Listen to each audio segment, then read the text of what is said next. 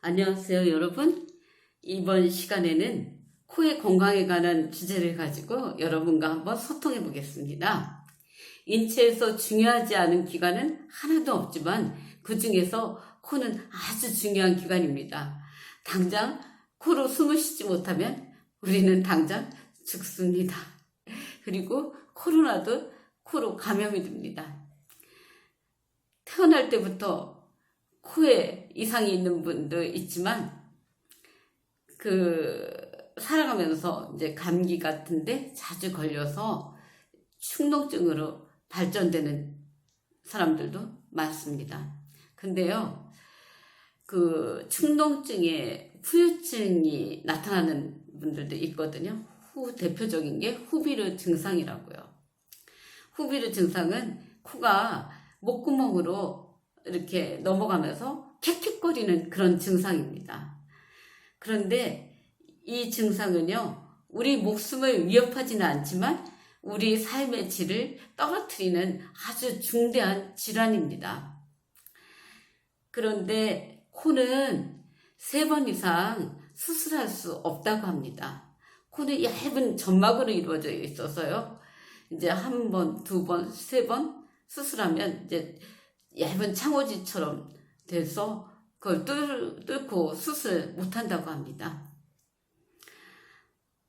근데 저의 경우도 충농증으로 3번이나 수술을 했습니다.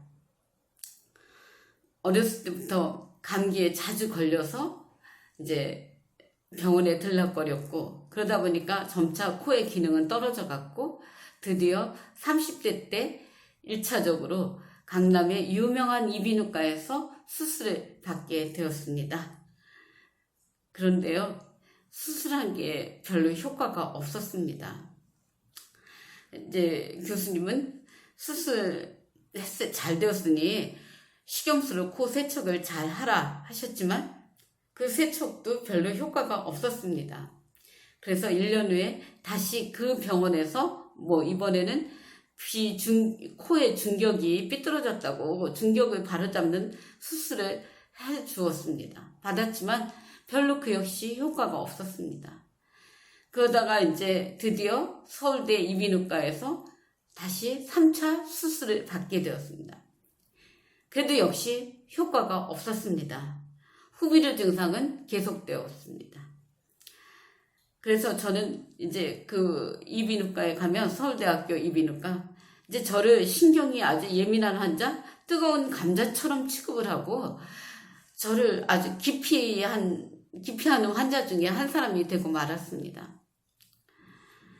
그리고 교수님들마다 식염수로 코 세척만 잘하면 된다 했지만 그 세척은 아무 효과가 없었습니다. 그래서 저는 EBS에서 명의로 소문난 어느 대학병원의 교수님을 찾아가게 되었습니다. 그동안 CT 찍은 거 다 가지고 왔습니다. 그 교수님도 제 코에 이상은 없다면서 식염수로 코 세척을 잘하면 된다고 코 세척을 권유하시면서 저에게 처방해 주신 약이 항히스타민제와 그 다음에 니코틴 제제였습니다. 니코틴 제제는 담배 성분이 아니라 수면 유도제로서 이제 코가 목구멍으로 넘어가니까 밤에 잠을 제대로 못 자니 잠에 푹 골아떨어지라는 그런 수면 유도제였습니다. 그리고 천식 환자들, 알레르기성 비염 환자들이 기침하는데 멈추는 약, 그런 약 3가지를 처방을 받았습니다. 근데 아무 소용이 없었고 3개월 뒤에는 완전히 제가 죽을 고비에 이르렀습니다. 그래서 이제 다른 교수님들하고 의논을 해봤죠. 그랬더니 그 교수님들이 하시는 말씀이, 코를 고쳐준다는 의사가 있으면 어디든지 가봐라. 그런데 저는 이미 유명한 의사들은 다 찾아가 봤기 때문에 내가 이 코를 찾아주는 의사를 어디 가서 찾나, 전 세계 어디라도 나가봐야 되나, 세계에서 유명한 의사를 다시 찾아가 봐야 되나 라고 고민을 하게 되었습니다. 그래서 이제 제가 점차 고민하고 있는데, 병원에서 쓰는 항생제는 점점 세졌습니다. 2015년도서부터 코의 증상이 점점점 악화되기 시작했는데요.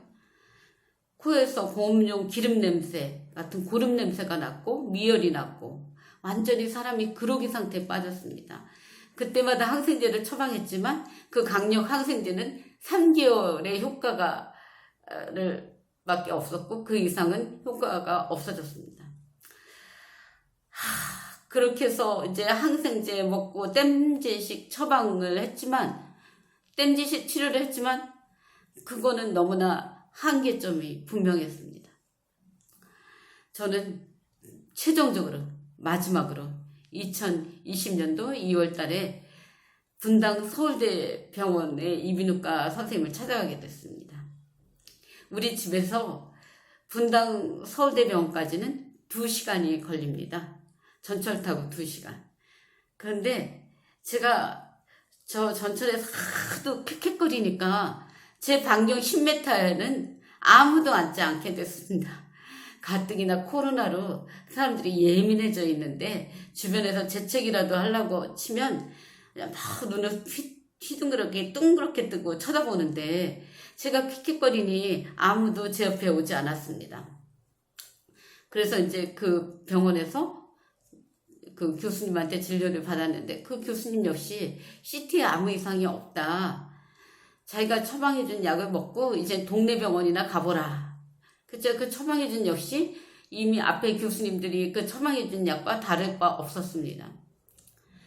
그래서 저 무척 고민이 됐죠. 내가 이제 우리나라를 벗어나서 어떤 그 유명한 세계에서 나를 고쳐준다는 코 박사님을 찾아가야 되나라고 생각을 하다가 그런 생각이 들었습니다. 20년 동안 식염수로 코 세척을 했지만 뭐가 잘못됐나? 그래. 그 식염수로 코 세척하는데 문제가 있을 거야. 라는 생각이 들었습니다. 그 제약회사에서는 깨끗한 정제수로 식염수를 만들어서 시판하고 있지만 그 식염수를 자주 사용하면 코의 자정 능력을 떨어뜨린다는 그런 생각이 들었습니다. 처음 한두 번 식염수로 코 세척을 할 때는 시원한 생각이 들었지만 이후로는 그게 지속되다 보면 코의 자정 능력을 떨어뜨릴지도 모른다는 생각이 들었습니다. 그리고요, 그 식염수를 담는 세척병 있잖아요. 그건 개인이 아무리 깨끗하게 세척을 해도 멸균을 시킬 수가 없습니다. 그런 그 세척병이 애들 젖병처럼 생겼거든요. 그 애들 젖병 세척 잘 되나요? 그래서 전 이제 그런 이 코 세척을 하는 데 문제가 있을 거라 생각하고 제가 이제 코 세척을 멈추게 되었습니다. 그런데 아주 신기하게요, 기적적으로 후비루 증상이 없어졌습니다. 유레카. 전 너무 반가워가지고 신봉사가 마치 감았던 눈을 뜬 기분이었습니다. 그런데 제 생각이 맞았다는 게 증명되었습니다. 며칠 후 뉴스에서 분당의 샘물교회에서 목사님 부인이 신도들에게 저 코로나를 예방해 주겠다고 목에다가 식염수를 뿌렸다고 했는데 결과적으로는 신자들이 전부 다 코로나에 감염되었다고 합니다. 저는 그래서 이 교수님마다 추천하는 식염수가 뭔가 잘못이 된 바가 있구나라고 생각하고 교수님들한테 알려줘야 되겠다라는 생각이 들어서 제가 일부러 2만 원의 진료비를 내고 그 분당 서울대병원 이비인후과 교수님을 찾아갔습니다. 교수님은 아주 미안한 표정을 지었습니다.